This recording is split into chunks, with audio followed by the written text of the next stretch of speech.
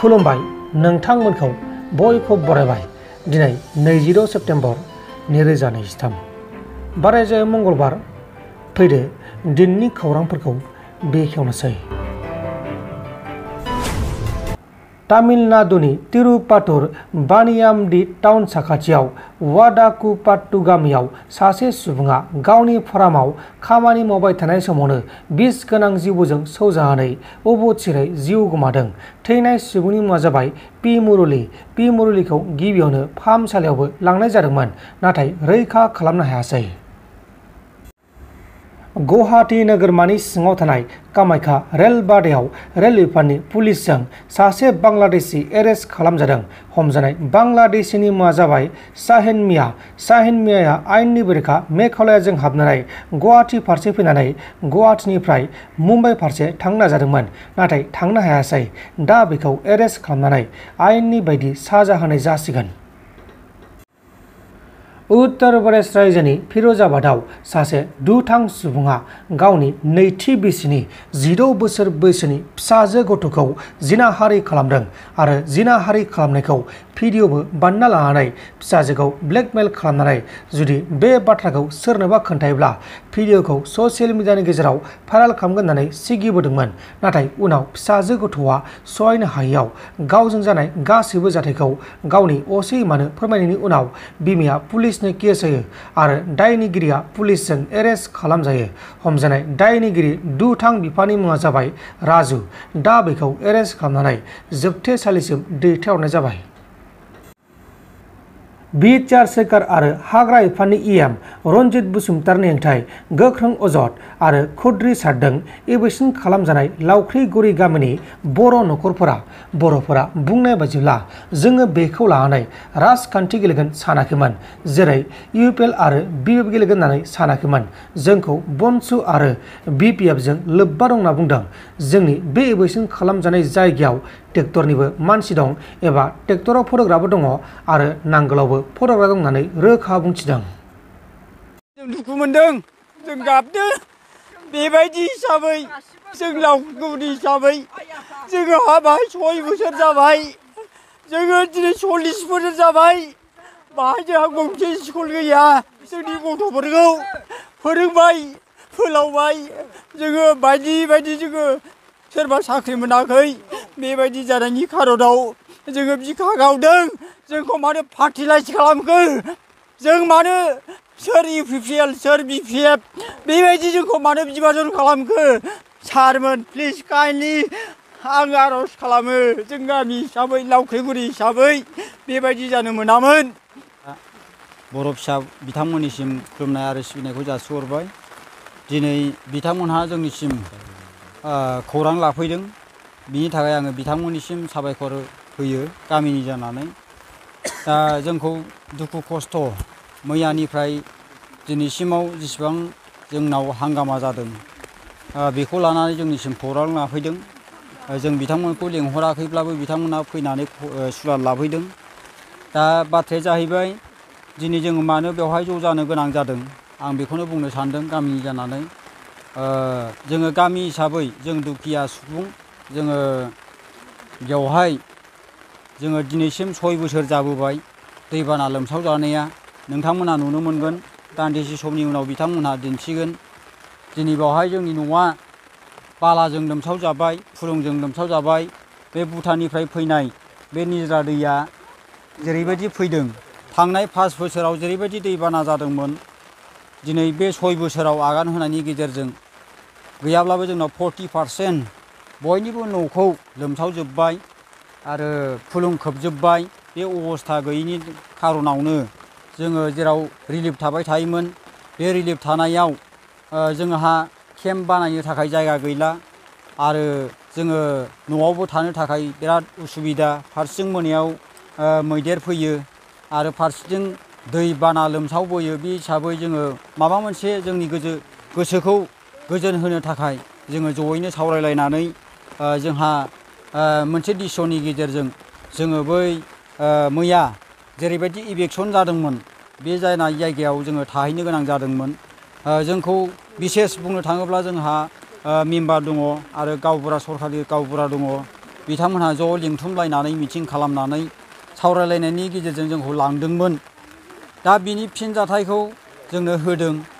दा बेखायनो जोङो बाहाय दिनै प्रेस मिटनि गेजेरजों बुंनो गोनां जादों। सारमोननिसिम आं आखाइ खबजबनानै आर'ज गाबो दिनै बे बिटिआर सरखार सुक्ति जानानै सान्थि सुक्ति जानानै दिनै जुदि जों बर' फिसा हिसाबै बे लावख्रिगुरिनि जानानै दिनैसिम जोंखौ मिथियै रावबो गैला। जोंखौ थांनाय बोसोरफोराव थांनाय समाव जाहा आसामनि CEM जाहा हिमन्त बिश्व शर्मा सार बिथांमोनहाबो फैदोंमोन। हेलिकप्टार बाग्लायलायनानै बुंफैदोंमोन बे दैखौ पारमानेन्ट सलुसननि थाखाय प्रटेकसन खालामनो थाखाय खोथा होदोंमोन। दा बिसिबां खोथा होदों बियो गासिबो आसायाव जोङो थादोंमोन, नाथाय निरासा जाबाय। दा बिसिमाव दिनैसिम दैबाना जासेयावबो जोङो भुगिनो गोनां जादों। बे हिसाबै जोङो खावलायदोंमोन, जों आर'ज गाबदोंमोन, जोंनो पारमानेन्ट सलुसन नांगौ जों बुंबाय थादोंमोन। दा बे हिसाबै मोनैनि जोङो रायलायहैदों, जोङो EM सारनाव रायलायहैदों। जों थाङाब्लाबो जोंनि माखासे बर' फिसाफ्रा जोंनि आदै मादैमोन बिथांमोनहा थांनानै जोंनि गावबुरा जोंनि मेम्बार बिथांमोनहा थांनानै खावलायहैदोंमोन, आर'ज खालामहैदोंमोन। जोङो बिदि ओरैबायदि निरुपाय जाबाय, जोंहा थानो अबस्था गैला होननानै बुंदोंमोन। दा बे हिसाबै बुंहैनायाव बिथाङा जेबो मेसेज हराखैब्लाबो जोङो सिन्था खालामगासिनो दङ, जोङो रायलायगासिनो दङ होननानै बुंहरदोंमोन EM साराबो। आरो MLA सारा गावनो फैनानै बुंफैदोंमोन स्वयं। दा बे मादैमोनहा बुंनो हायो जोंखौ मोनसे फिसा रेलि हांगार स्ट्रिट खालामनानै बेयावनो थांनानै थाहैथ'दो होननानै बुंनायखाय जोङो बे गामिनिफ्राय बै जायगायाव मैया इभिकसन जेराव खालामदों बेवहाय थाहैदोंमोन। दा बे थाहैनायाव जोङो 1.5 मास जों थाहैनायनि गेजेरजों जोंखौ ओरैबायदि मोनसे फिनजाथाय होबाय। माखासे मानसिफ्रा थांनानै फैफिनबाय, जायहा अबस्था गोनां बिथांमोनहा फैफिनबाय, अबस्था गैयि बिथांमोनहा थाबोसोमदोंमोन। बे हिसाबै दा बिथांमोनहा ओरैबायदि भुगिनांबाय मैयानि दिनाव सार्कोल अफिसनिफ्राय हरनाय आरो माखासे डिपार्टमेन्टनिफ्राय हरनाय त्रिपाल माबा माबि गासिबो दानसि दुनसि खालामलांजोब्बाय। दा बे हिसाबैनो जोङो सिन्था खालामनानै जोङो दुखु मोननानै जोङो दिनै थासोमनो गोनां जादों। दा बेखायनो आङो सारमोननिसिम गामि जानानै आर'ज गाबगोन। जोङो रायजो हौवा हिसाबै बयबो बुंगोन दिनै जोंनो नांगौ सलुसन, जोंनो नांगौ पारमानेन्ट सलुसन, जोंनो नांगौ जास्टिस, थार बिजिरनायखौ जोंनो नांगौ। दा बिनि गेजेराव आं मोनसे बाथ्राखौ बुंगोन दिनै जोंखौ थाला थुलायै जोंखौ BPFनि सापर्टार आरो खाम्फानि मोनसे लिंक दं बेबायदि बाथ्रा बुंनायखौ जों दुखु मोनदों। दिनै बुंगोन आङो सारनिसिम आखाइ खबजबनानै आं आर'ज गाबो। आङो गामिनि जानानै दिनै 6 बोसोर आं भुगिनांनानै दिनै आङो बावहाय 40 बोसोर जाबाय लावख्रिगुरियाव। आरो बै दखल खालामनाय हाखौ जोङो 30-35 जोङो दखल खालामनानै दोनबोदों। नङामोनबा गुबुन हारिफ्रा बाहाय बासाबोजोबसिगौमोन। बे हिसाबै थांनाय सरखारफोराव जेरैबायदि जोङो सोलिबोदों बे समाव जोङो आबाद मावनानै जाबोदोंमोन। नाथाय दिनै जोङो नुबाय बेवहाय थाहैनायनि खाथिराव बाहाय सोरनिबा लिंक दं होननायाव जों दुखु मोननानै दिनै जोङो आर'ज गाबनो गोनां जादों। सारमोन अननानै प्लिज काइन्डलि जों बे लावख्रिगुरि हिसाबै दैबाना लोमजानायनि खाथिराव बाहाय जोङो ट्रेक्टर नांगोलनि खोथा गैयामोन।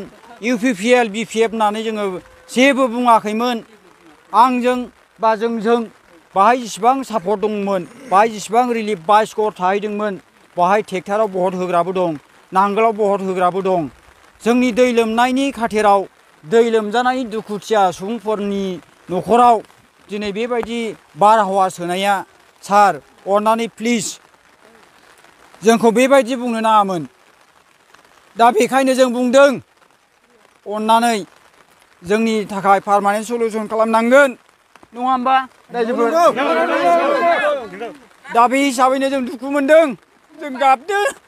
बेबायदि हिसाबै जों लावख्रिगुरि हिसाबै जोङो हाबाय 6 बोसोर जाबाय, जोङो दिनै 40 बोसोर जाबाय। बाहाय जोंहा गंसे स्कुल गैया, जोंनि गथ'फोरखौ फोरोंबाय फोलावबाय। जोङो बायदि जोङो सोरबा साख्रि मोनाखै, बेबायदि जानायनि खारनाव जोङो बिखा गावदों। जोंखौ मानो फार्टिलाइज खालामखो? जों मानो सोर UPPL सोर BPF बेबायदि जोंखौ मानो बिभाजन खालामखो?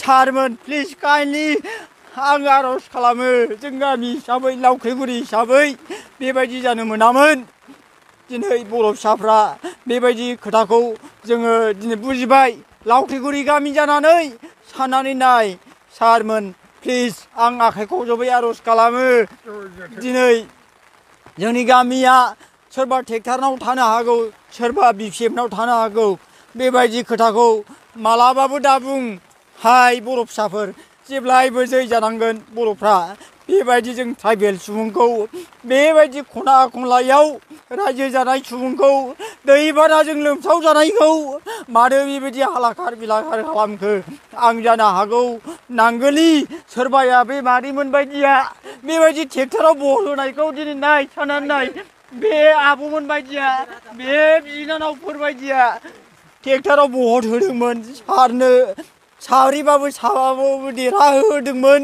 होमबा मानो बेबायदि खालामखो जोंखौ मानो दिनै EM सारा बेबायदि बुंखो आरो नाय साननानै नाय नैबे फंबायखौ दिनै हमना लांदों स'निफ्राय हमना लाङाखै मैया इलेक्सन खालामनायाव बे केम्पनिफ्राय हमना लाङाखै लामायाव लोगो मोननानै हमना लांदों हमना लांनानै आरो बिथांमोनहा बुंगोन दा फंबाया बुंगोन बिथांमोनहा फैसा एसे एनै बेबायदि खालामदों बावहाय जोंनाव बयनिबो न'खराव FRA नि नामाव फरेस्ट राइट एक्ट 2001 बै समाव BTC जादोंमोन बे समनि नामाव जोङो एसे लेखा मोन्दोंमोन नाथाय जोङो बेसेबां हा दं सोरनावबा 8 बिगा सोरनावबा 3 बिगा 4 बिगा हाइसाव बेबायदि बयहाबो हा दंमोन नाथाय नायफैयोबा नुफैगोन बे दैलामबारि जाजोब्बाय बाला अन्थाइ जाजोब्बाय अब्लाबो जोङो टेक्स हरो जोङो बे हानि नामाव खाजोना हरोना हरा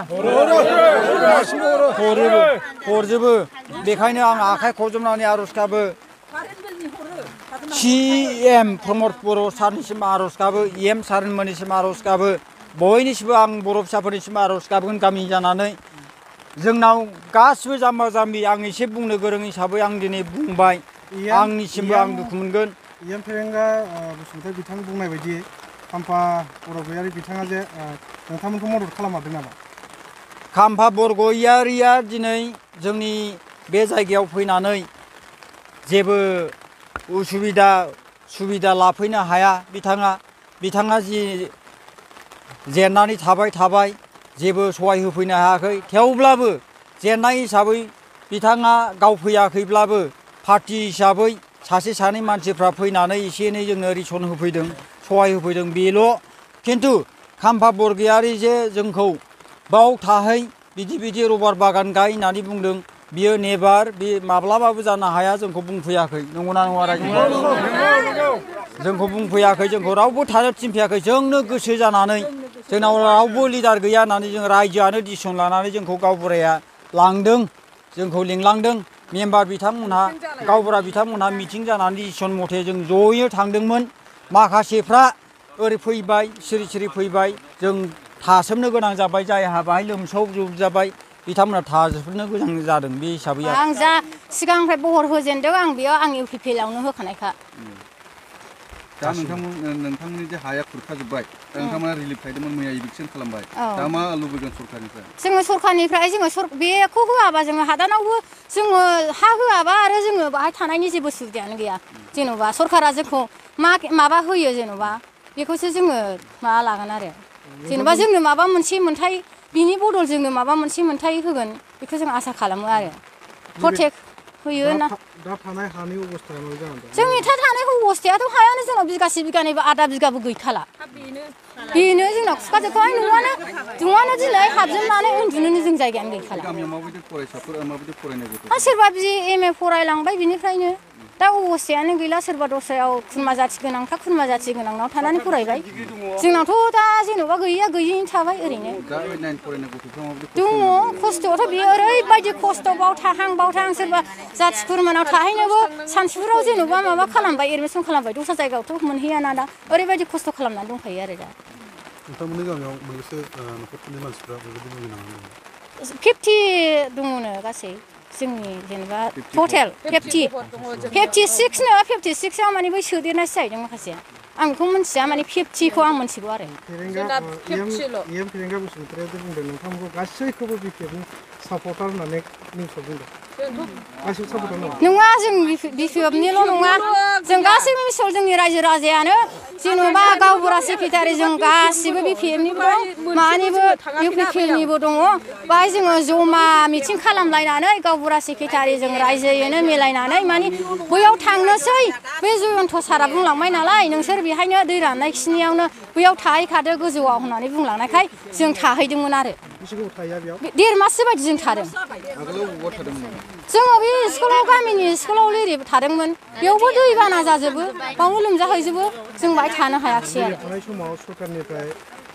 अनसुंथाइफोर बा रेसनफोर मोनदोंना मोनाखै बे समाव जा एसे एनै सेरसे सेरनै मोनदोंमोन बेयावथ' जोंनो नांगौखिनि बायदि नङा फैसाखौथ' जों जेन'बा माखासे मानसिया मोनदों खोमा 95,000खौ बै थांनाय बोसोराव जों मोनाखै आरो मेम्बारा डाबल बोरायनि बुरैनि सोनानै लादों जोंनि नामनि फैसाखौ मेम्बारा लथाया नवारि लाख्रिगुरि गामिनिनो हिनजावनि हौवानि माने न' माबा नाम्बार मोनसेयावनो सानै सोनानै लादों नोंथांमोन दिननि खौरांफोरा बेखिनिल'मोन बेखिनिसिम नायनायनि थाखाय नोंथांमोननिसिम रोजा रोजा साबायखर गोजोन्थों एसेनोसै जय बर' हारिनि